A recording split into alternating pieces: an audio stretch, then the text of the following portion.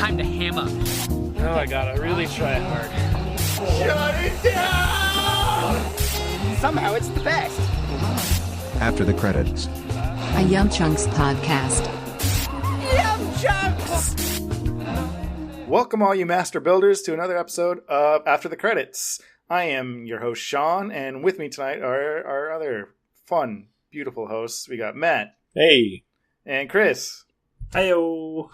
And Ryan. Hey. And Vince can't be here tonight, but that's okay. He's in our hearts. Well, he can, but he hasn't seen Lego Movie, so...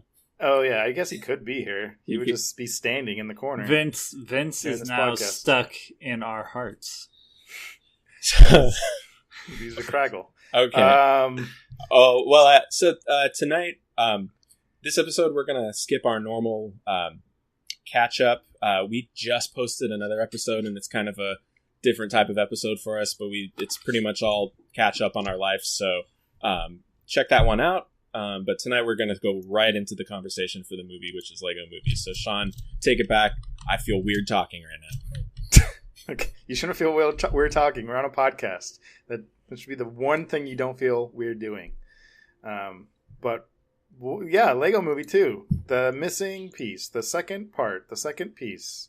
2 Lego pieces. Crimes against the wall.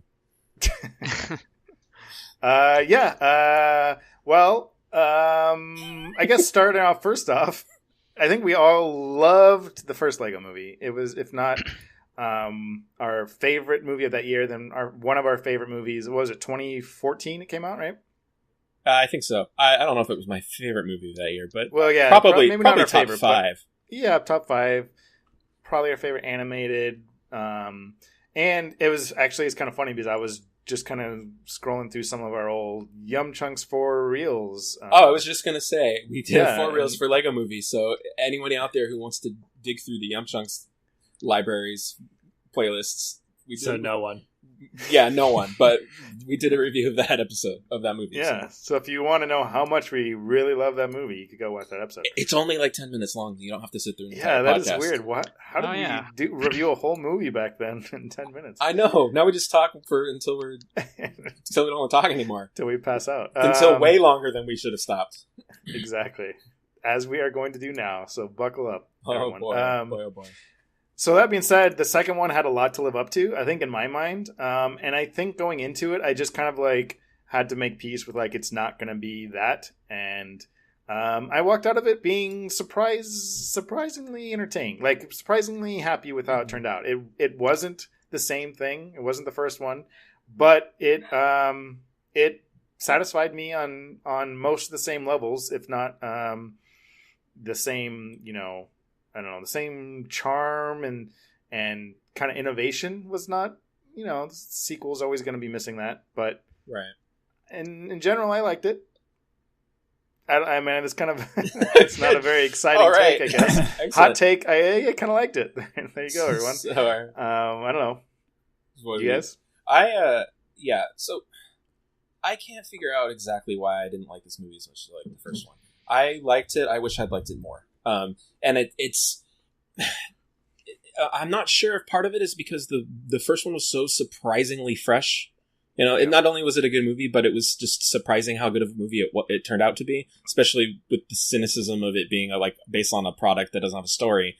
I think I do have a theory on why we probably all feel this way. Mm-hmm. And I think that's because we could easily connect with the theme of the first one, right? The theme of the first one is very much like holding on to your childhood, right? Right. And at the time that we saw it, obviously we were in our 20s, some of us, and so we could kind of connect with that trying to hold on to our childhood thing. But the message of this one of siblinghood and everything, right? Right.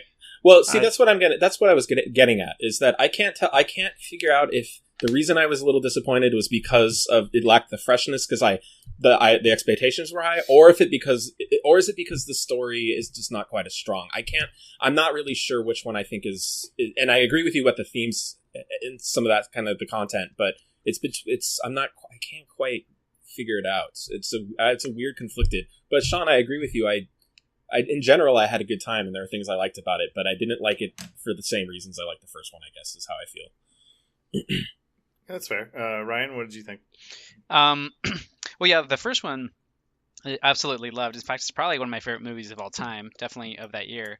For all the reasons you guys kind of mentioned, that it does have this like childhood callback or whatever, and trying to hold on to it and what that all means.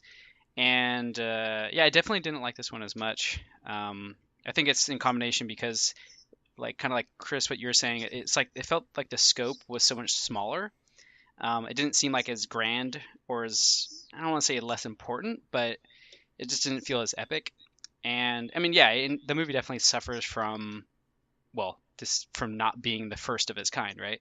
Right. Which isn't really necessarily a fair criticism, but it wasn't as fresh or unique as Lego Movie 1. And unlike Sean, I did not make peace with the fact that this was not going to be as good as the first one, so I walked out more disappointed. And it's funny because Sean made peace with it. Ryan did not. It took me at least half the movie to make peace with that. so we all had different varying levels of how much peace we were able to make with the fact that this wasn't going to be as good as the first one. Yeah. I think just in general, it's funny. I was talking to a friend about sequels, and we're specifically talking about like Pixar and Pixar sequels. Yeah. But the conversation, I think, still relevant for Lego 2, and that is that, like, even if the stories of Pixar sequels, like, I love Toy Story 2 and Toy Story 3, but in general, most of the other sequels just don't, really aren't the same. Like, I get, Incredibles 2 didn't do it quite as much for me. And you could listen to our podcast on that. Right. But things like, the Cars sequels and Cars anyway, but Monsters University and Finding Dory, like, you enjoy those movies, but with a sequel, like especially with Pixar, where the film and the aesthetic is so kind of captivating and unique and innovative, and you have these characters and these character arcs that are like, so specific. You go into the sequel and none of that is innovative anymore, right? Like, what is more visually captivating? WALL-E or Cars 2 or Toy Story 2? Like, right? Like, it's always going to be WALL-E, or even Up, right? Like an Up, which is just a lot of it is domestic, or even Ratatouille, which is not some fantasy crazy thing, but it's, in my mind, more visually, aesthetically interesting than any of the sequels, than Monsters University is, right? Because we know that, like, it's you don't have that element of creation that you do in sequels that you do with the original. Right. And I think that's just going to happen with Lego Movie 2. And like you were saying, Ryan, the first one was just so amazing. It was just like, it just kind of like blew me away in terms of, one, because my expectations weren't super high, which is not a fair criticism. That's where it gets dicey for me. Yeah, the expectations. But that being said, it still was amazing what they did with that movie, and that you can't. I don't know. It's not amazing when you see the same thing again. Right. Like, here's a question for you. So while you were talking, I was thinking a little bit about this. So why do you think it's so much harder to make like a truly innovative and successful sequel in movies, but it's very commonplace in books? I think it's because, probably a lot of reasons, but one is because of who's paying for the movie versus who's paying for a book, right? The budget overhead is much smaller for a book, but independent, we just got to get an author to sit in a room long enough, right? Right, exactly. Whereas a movie, the budget for this film was $100 million, right? Well, who's going to throw down $100 million or even half that for something that you don't know is going to make money? Right. So it's easy. We Lego Movie 1 was a huge success. We know it's going to work if we do it again. All right, sure. Cut it. And that's another thing about this part. You were talking about, like, why it's not as impressive. Like, something I was thinking about in the middle of the movie was, when I was watching Lego Movie 2, was in the first movie, when they're out on the sea, there's the shipwreck. And it's that giant wave, right? Yeah. And it was really, for me, that was the moment. There was a bunch of amazing stuff before that, but that was the moment where I was like, they've done something truly special with animation here, right? Yeah. I remember that moment too. There were no moments in the second movie that did that for me, because unless they completely changed, everything, like going from one console generation to another and everything looks different now, unless they somehow took the animation to some other crazy level, how would the movie at any point blow our minds like that? We've already seen it. Yeah, exactly. So, I really liked Queen Watanabe or whatever. Yeah, but the thing is, there's nothing visually animation like scientifically, fundamentally more impressive than anything that the first movie did as far as showing the technology and the animation. Obviously the technology is not going to evolve that much in such a short period of time. Right. And that's not fair. It's not fair to the movie. I mean, it's like, look, we wowed you the first time. What do we got to do the second time? We only have so much science here. But I mean, going back to what I asked, it wasn't so much about like the overhead and like success in a money way. It's like success in a narrative storytelling way. Yeah, so you want to talk about the narrative then? I mean, it's a good question. I will say too, and kind of going back to what I was saying, just in terms of like sequels for movies, I think part of it, and I keep going back to Pixar. I don't know why. But there's kind of the standard because you love Pixar so much. Just admit it. But I mean, I think that's true outside of the kind of visual aesthetic and kind of wow eye poppingness of these animated films is even the characters. Like, I think. Like, if you go back to Monsters University, like, we got a good idea of Sully in Monsters, Inc. Uh-huh. The Monsters University, like, didn't really... he was a character made for one movie. Does that make sense? Right. Like, we got his arc. And same with, like, Marlin and whatever. And I think that's kind of true even a little bit with Lego Movie. Like, as much as I like these characters and stuff, like, I don't know if really... Chris Pratt. Well, hold on a second. I don't think we did a spoiler warning at the beginning of this. Oh, sorry. Not that it's a big deal, but we actually haven't really been talking about the plot very much. Right. So that's a good call. Spoilers, plot spoilers from here on out. Yeah, time travel. We'll get to it. We'll get to later, and my thoughts on that. But just in general, like those characters, like I don't know if. Like revisiting those characters is going to do anything interesting enough to, you know what I mean? I really the same feel, level of I feel like they had to bend over backwards to do more things with Chris Pratt's story, involving inventing another time traveling Chris Pratt. Yeah. Like that's the mental gymnastics in the writing, just to say, well, we got to do some kind of development. Like, I don't know, that didn't work for me.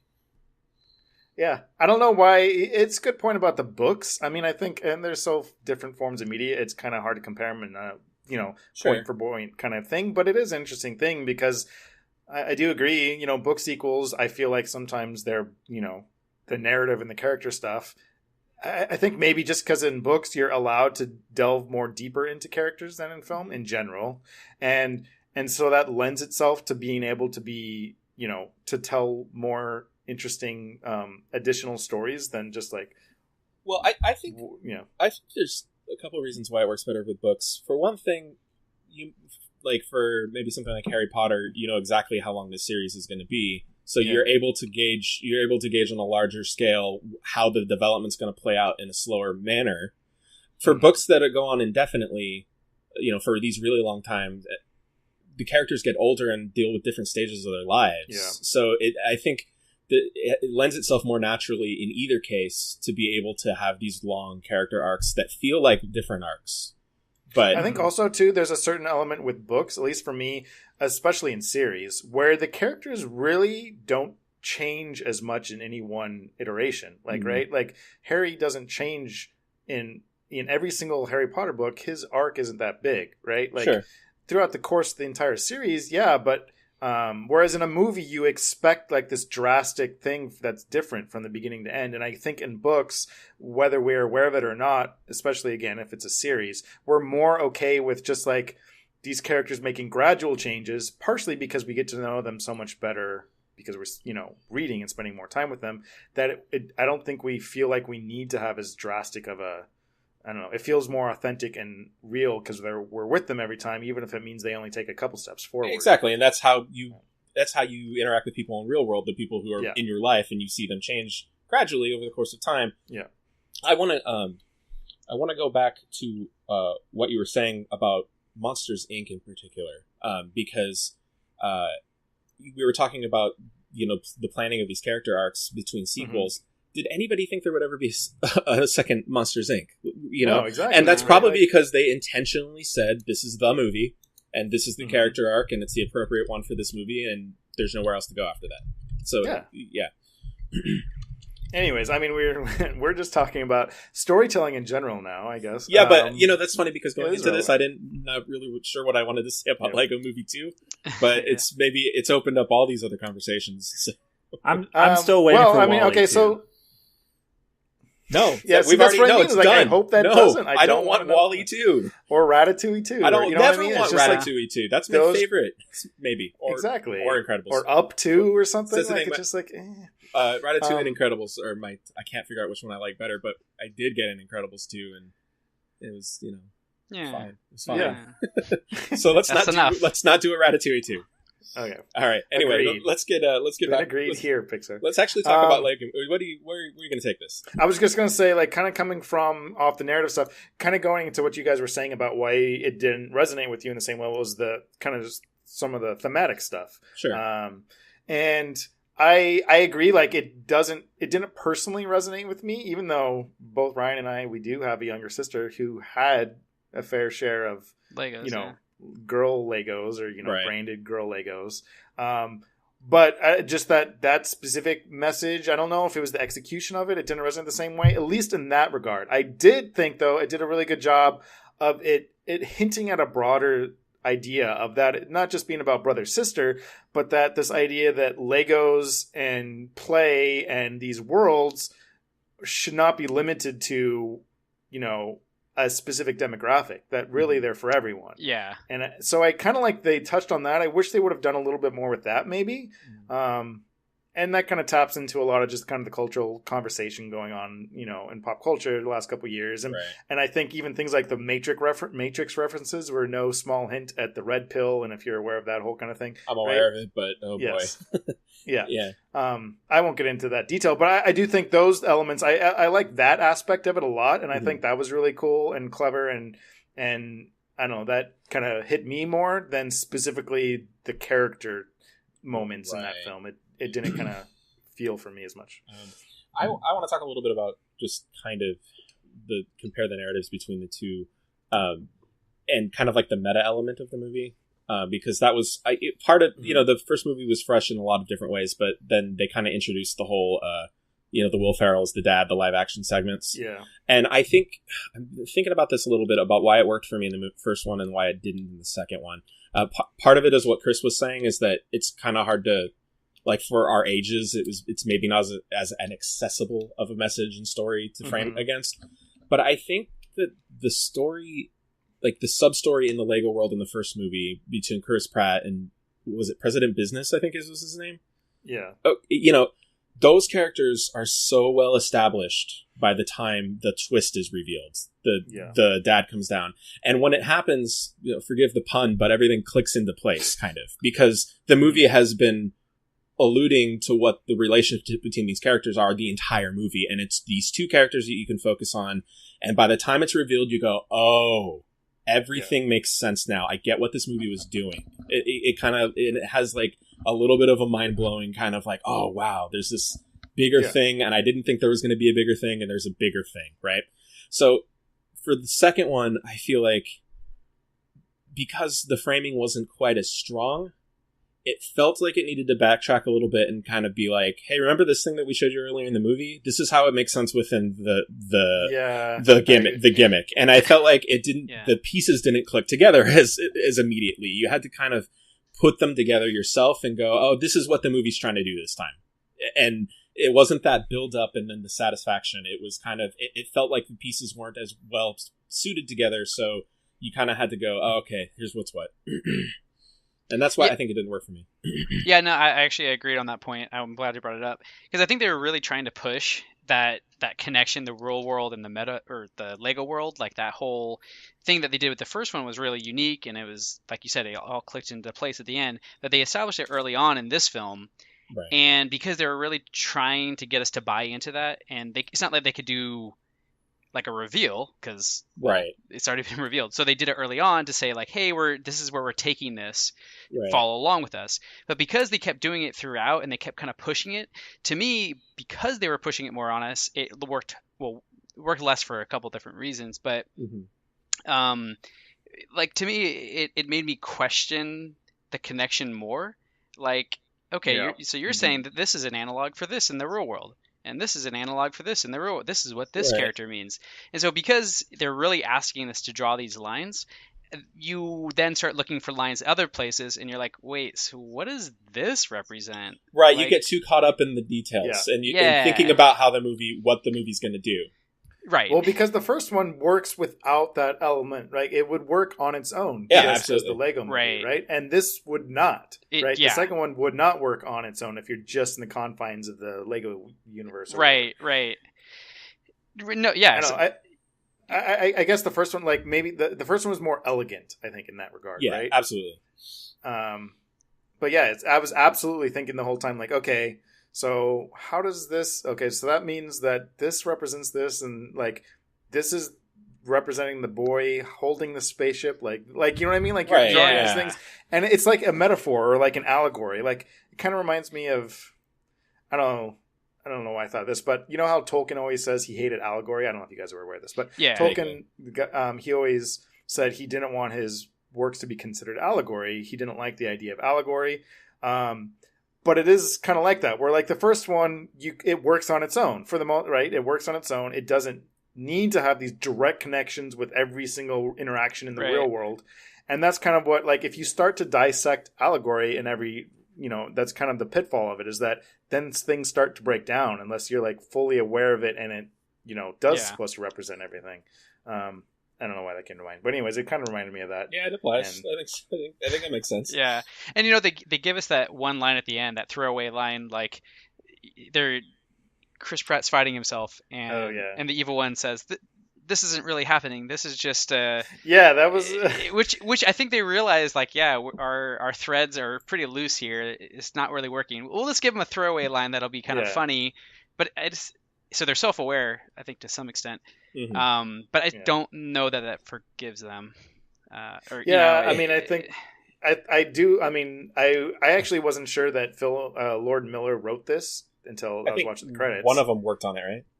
They both wrote They- it. I think Oh. there was a different director though, but they both wrote. And Yeah, produced different it. director. I think they both produced it. I didn't know if they both wrote it though. Yeah, I mean they both had writing credits in the Okay, screenplay and okay. story. So I did feel like it was their same brand of dialogue and humor and all of that stuff for sure. But I do think that like even they were kind of aware at some point, like you can't create magic twice on this level, and Right. you're gonna have to like just kind of I be mean- aware of that. And, They did a whole movie about that. It was 22 Yeah. Jump Street. That was Yeah, the yes, plot of that's- 22 yeah, Jump Street. exactly. You can't do the same thing again. It was yeah. So I don't know what they were expecting. Also, like it also did diminish, like because in the first one, when Chris Pratt like is able to move in the real world, right? That's Yeah. like a big moment. You're like, oh my god, what? He's like, it's actually. But in this one, they're just kind of doing it all the time. So it's Yeah. like, Right. I guess it's not that big a deal. I don't know. But then he says that line, so you're like, wait, it doesn't matter anyway. Yeah. It's know. weird. Yeah. Yeah. Mm.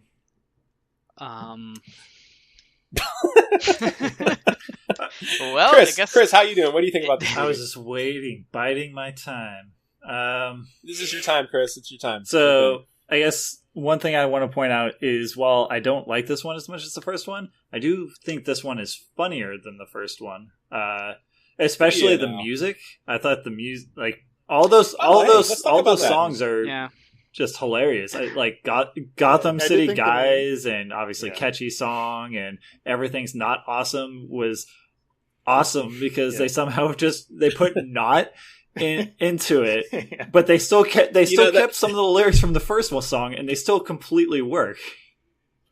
I was actually, after when I found out they were making a second one, I said I do not ever want to hear Everything Is Awesome again. Not because I don't like it, but because you can't just that would be like, hey, remember the first one? Yeah. You know what I mean? Like, Yeah. it's like the first one did it to the point where I thought I could stomach it. That's it.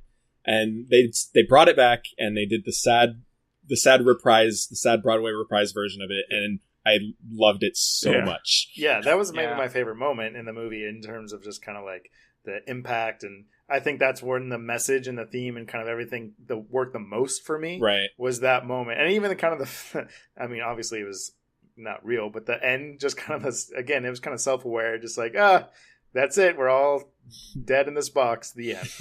Yeah.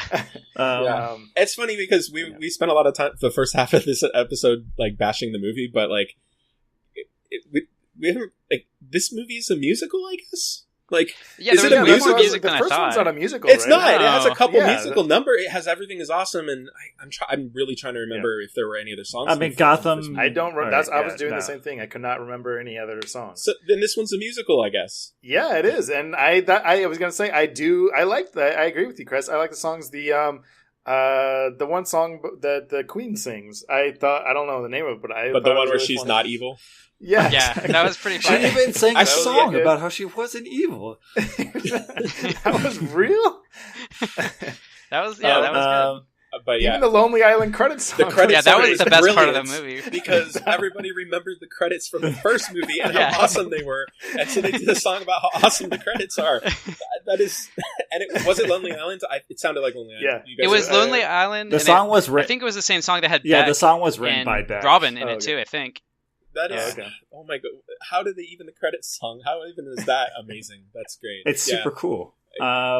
But Yeah, I'm super just- cool. Yeah. Well, how do you guys feel that changes like the dynamic or the tone between the two? Because I spent a little bit of time during the movie thinking about going, why this decision? To make it a musical, you mean? Yeah.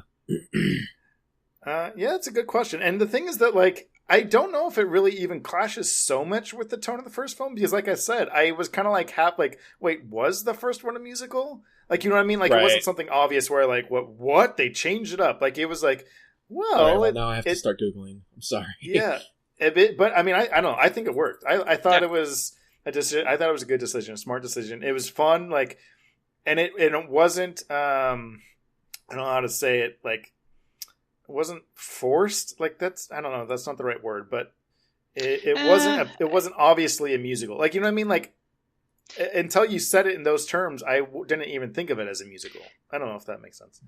Yeah, I don't know. Some of the songs did feel a little forced. Like, oh, I guess they're gonna do a song now. Do we need this? You know what? I'm looking at the track list for the first movie. It was a musical. There was What other everything song is awesome. awesome? There's the thing of prologue where Emmett's getting ready for work. Isn't that Everything Is Awesome? No, I don't think so. And then there's let's see, there's the song where okay, wait, hang on a second.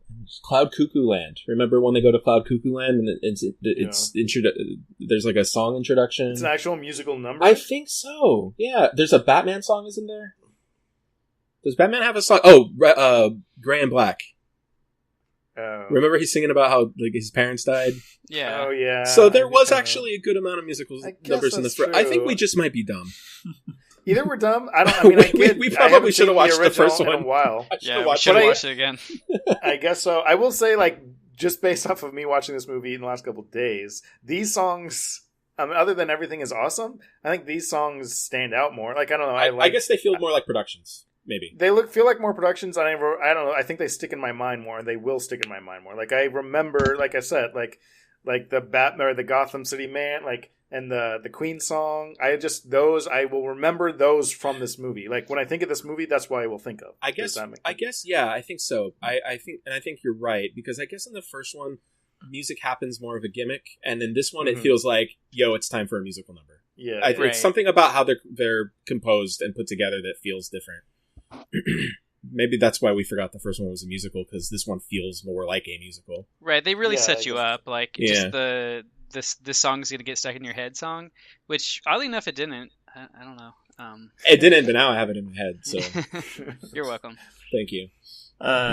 other notes I had on it, I guess a little bit more to the negative, was I felt Yes, please share your I felt notes. the beginning of the movie was kind of slow. And that may be because the beginning of the movie was very predictable due to the trailers basically summarizing the beginning of the movie into a couple minutes. It was also the end of the first movie, so we had to Yeah. recover familiar ground. To I start mean, off. I guess there's Yeah. that, but like the whole bit's happening in the apocalyptic land, right? That nothing really happened during that time that wasn't really shown in like the trailers, right? But that took maybe a good 20 minutes off the clock, maybe more. Yeah, I guess it did take a while before anything happened that I didn't already know was going to happen. Yeah. And so I felt the beginning was just really kind of slow because of that. Yeah.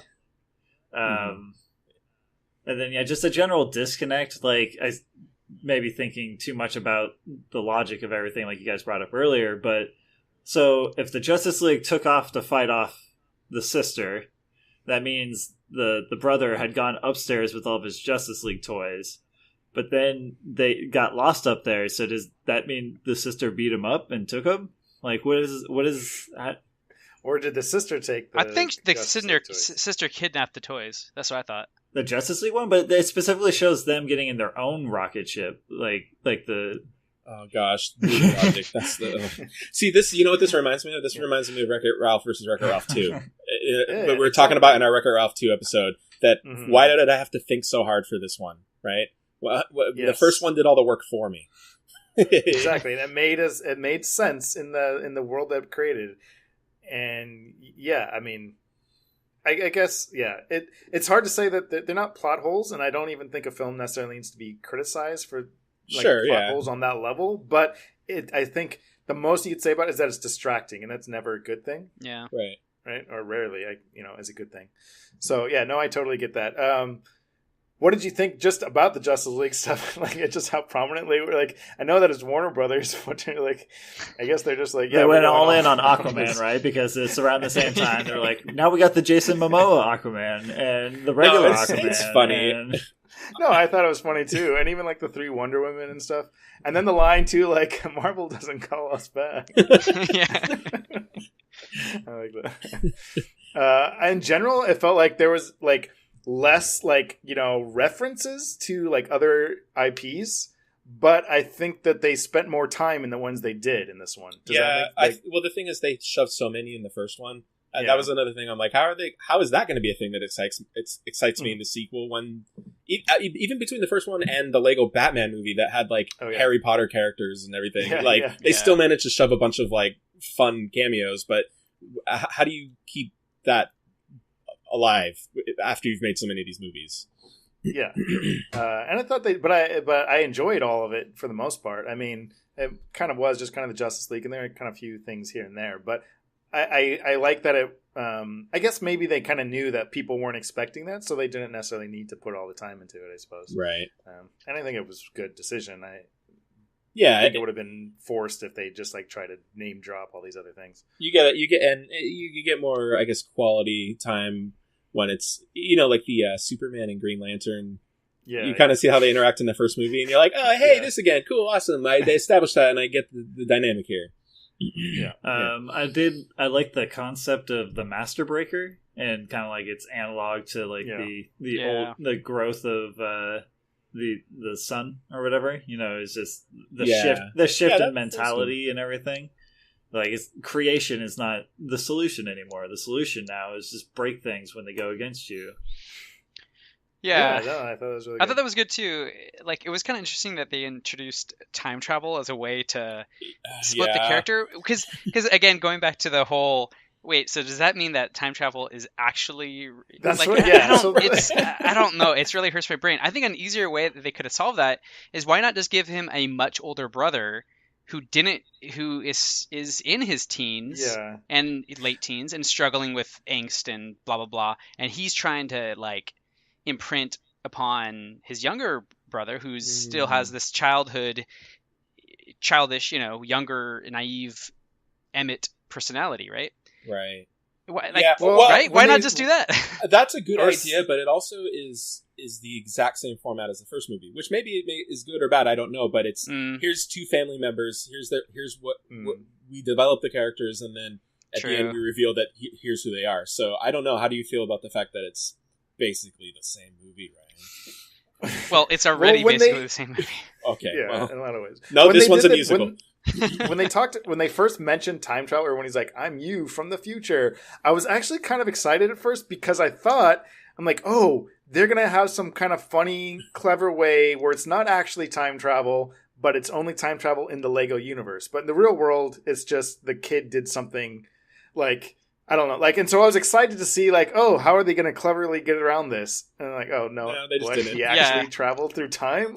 So I don't know. I didn't really like that. And I was thinking, they could have done some things where, he had another version of Emmett. You know what I mean? An actual another Lego figurine that was the exact same character that he lost one day. So he had to go buy another, you know what I mean? Right. There could have been some interesting things they could have done with that. Yeah. They never really talk. That's not a topic they ever get into these movies about the idea of, There's they could potentially have multiple like they do in Toy versions of the Story. same character. Yeah, exactly. But I just thought there was some potential there, and I thought that they just went with it's just actual time traveling. Oh, okay. Also, I think again this kind of goes back to thematically how it didn't really resonate is because like in the first one, it works on its own, but then once you kind of figure out the bigger picture in your mind, you're like, okay, everything that's happened in this Lego universe, kind of to an extent, you could see that it's really just in this boy's imagination, right? Yeah. But the time travel now, it's not like so, right? Yeah, I don't. Yeah, I don't know. And this is what I was talking about. Too, I don't. Where, Go ahead. Yeah, sorry.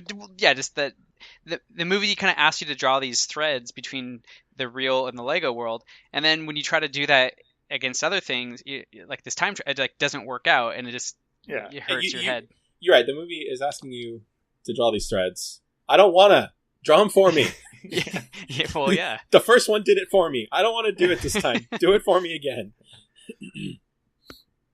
What do you guys think about just some of the characters? So I was kind of disappointed we didn't get as much of some of the old characters, but that's kind of true. We could have had Ghost Morgan Freeman. Where was he?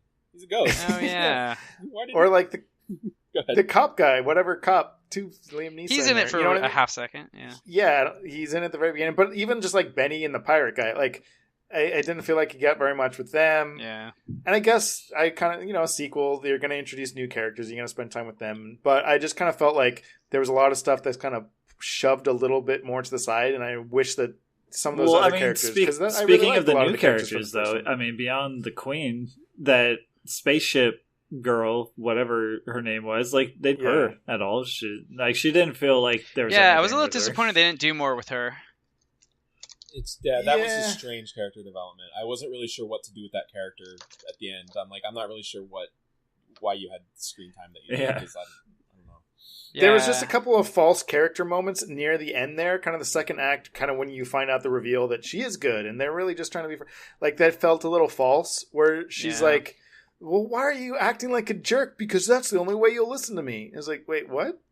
But then why is no one else in your world acting like a jerk? And I don't know, it just doesn't really kind of make emotional sense with how she was acting there, and it just kind of fell flat to me.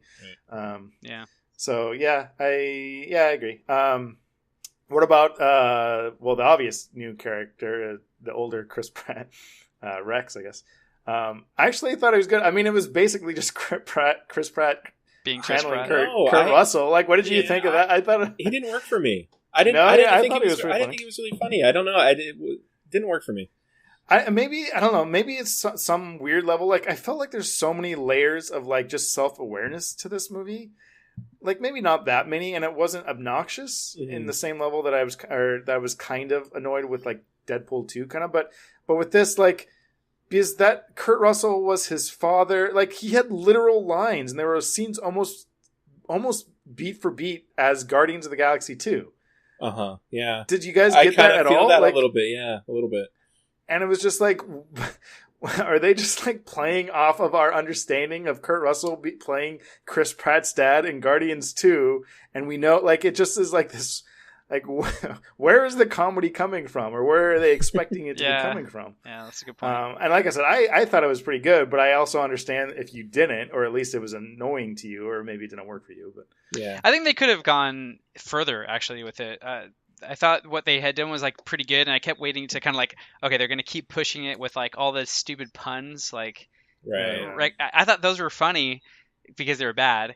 And so I was like, oh, I keep pushing it. See how far you can take this not good joke, you know? And then like the Raptors, I was kind of hit and miss for me. I'm like, they're really like that. I think they did too much because it was only kind of funny at first or second time. But then it definitely wore itself out real quick. Yeah, I agree. They were kind of a fun idea, but they never really like made me like laugh out loud or anything like that. But yeah, I don't know. It was... for some reason, that he just kind of entertained me. I don't know. It worked for me. I guess just Chris Pratt. I feel like I don't need two Chris Pratts. That's a lot of Chris Pratt. And if the other Chris Pratt is just going to be a slightly edgier version of Chris Pratt, I needed that character to be more different than the original Chris Pratt character. I think is the problem for me. It needed to be more different because Otherwise, it's just too much of the same flavor of character. I think that's the problem for me. Yeah, I see that. Yeah, I think that's what I mean by. I wish they had taken it further with that. Exactly, I agree. Like increasing those stupid puns and I think that would have gone a long way, and then you would have enjoyed the character more as the movie builds and it gets more ridiculous. Yeah, exactly. Yeah. So also, go ahead. Did he know? Sorry, though, I'm just. This is not important. But wait, he went back in time. Did he know that they were having a wedding? How did he know they were having a wedding? I don't want draw the threads for me. He was under a dryer for years. He didn't know anything was going on. How did explain it for me? I don't want to think while I'm watching a cartoon. Well, when you have two versions of reality and you introduce time travel into two versions of reality, it's a recipe for a lot of questions. It's a lot of questions. Questions that shouldn't have to be answered. I mean, he could have done some reconnaissance as Rex, right, after the fact, because he would have seen them living peacefully together, and without him. No, but didn't it show, like, right when he went back in time, the first thing he did is he went to save Chris Pratt from crashing into the asteroid? I mean, not going back in time. He did reconnaissance before he went back in time. So dumb. Anyways. Also, so that's the other thing. Dumb. Is the boy just magically sees this giant Lego spaceship at his desk? Because that also implied that came from nowhere. Right. That's a good point. It disappears, and he's like, oh. I guess Dad bought me this Lego set. Also, was it also kind of weird how they made Will Ferrell to seem out to be just like a jerk deadbeat dad after the whole establishment of him like growing a heart? No, I'm over that. It's been 3 days. Yeah. Where are my pants? I was a good dad. I was a good dad for a couple days. Yeah. Oh no! Well, that means President Business could come back in Lego Movie 3. Yeah, that's true. I like that character. I don't know. You guys have any other discussion topics for this movie? Because we kind of went in a weird direction in this one. Yeah, I don't know. I think that it kind of hit everything I was thinking about. I mean, I have an important question that I can't grapple. Did we like this movie or not? I definitely liked it. Overall, go. Pretty good. I mean, if not for the music alone, that's about how I feel. Enjoyed my time with the movie. I guess I think I'm less likely to revisit it. I think the first one I would go back and watch. I think. But yet you haven't enough to know that I'll get everything out of it was also a musical. Yeah, well, yeah, but I did watch it a lot when it came out. I saw it probably 4 times in the theaters. I was still working in the theater, so I didn't pay for them. And then I, Redboxed it. So I got a good amount of views out of it. I got a good replayability, but I don't think I will for this one. I think that's the difference for me. Why didn't they add any, or maybe there was, and I just didn't pick up on them, Ninjago references or characters from that? I don't know. Was that real? Did anybody see Lego Ninjago? I didn't see it. I heard it wasn't that good, though. I caught some of it on, it was like playing on HBO. It had been playing for a while. And it wasn't as nearly as good as the first Lego movie, but it had a kind of funny, but it had like Dave Franco and stuff, and they throw him in there. Yeah, I like Dave Franco. I don't know. Is it worth me going to check out at this point? Like, yeah, check it out. Check it out. All right, I watched the Lego Ninjago movie. Don't expect anything close to the actual Lego movie, but it's better than most animated. Like, I can turn it off like that if I want. I can turn it right off. I'll be at my couch. Ain't no thing. All right. Well, is any other final thoughts or questions about the science of the movie? I don't want to ask it. That means he, as an older child, built that ship, and then it went back in time to his younger self, the human child. I can't. No, not interested. Can't do this. All right. Chris, anything else? No, I'm just repeating the catchy song over and over again, forever. I'm gonna lay that down in the background of this whole podcast. The entire episode. Thank you. And just the chorus. So if we do have any new viewers, they're gone by now. Yes, exactly. All right. Well. Cool. Well, yeah, I think in general we did like it, but I don't think anyone's surprised to hear that it doesn't have the same, awesomeness that is the original Lego movie. Yeah. The first Lego movie. So. Exactly. So it's a sequel. There you go. Yeah, it's a sequel. Pretty good. Sums it up. But thanks for listening, everyone. And we'll be back hopefully soon. A certain Marvel film comes out this week. We're going to have to figure out how we're going to get that out in a timely manner. But exactly. But we'll get it as soon as we can. We'll be talking about Captain Marvel. So stay on the lookout for that. And if there's nothing else, thanks for staying here after the credits with us. And good night and good luck. Good night. There you go. Bye, everyone. Everything's awesome. Chris, say something. Chris, say bye. Chris. This has been After the credits. a YumChunks podcast.